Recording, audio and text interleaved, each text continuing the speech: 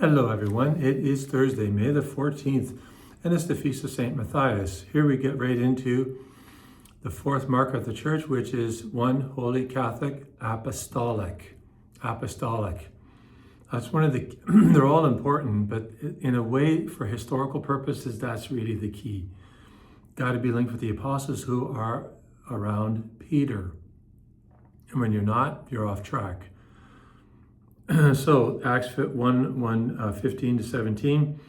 In the days following the Lord's return to heaven, Peter stood up. Peter, it's always Peter. Peter stood up among the believers and said, got to read the whole reading at the end. So they proposed two. This is because Judas has committed suicide. Now they got to elect, got to have a successor to Judas, succession of the apostles. It's not just to fill the table. It's a successor to the apostles. So Joseph called Barsabbas, who was also known as Justus, and Matthias, whom they prayed and said, Lord, you know everything. You know everyone's heart. Show us which one of these two you have chosen to take the place in this ministry and apostleship from which Judas turned aside to go to his own place. And the choice of the Lord through the human instrumentality of apostles is Matthias. One Holy Catholic Apostolic Church. You have to be united to the apostles, not just in sentiment, but in jurisdiction, because otherwise it means nothing. I can say, well, I like this person in another religion, or I like that person, but am I linked with them jurisdictionally? In other words, am I a legitimate successor of the apostles?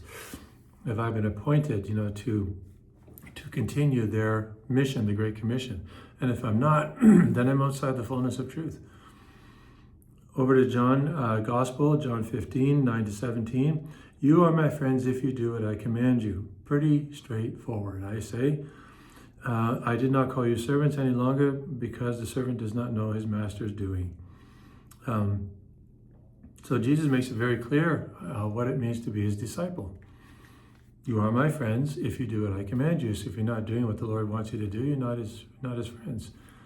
It's like Saul. God wants obedience, not sacrifice. Don't pretend. Don't spew the verbal garbage, the pretending and all this stuff. Well, I do this and I do that. But, as Catholics, do we go to Mass?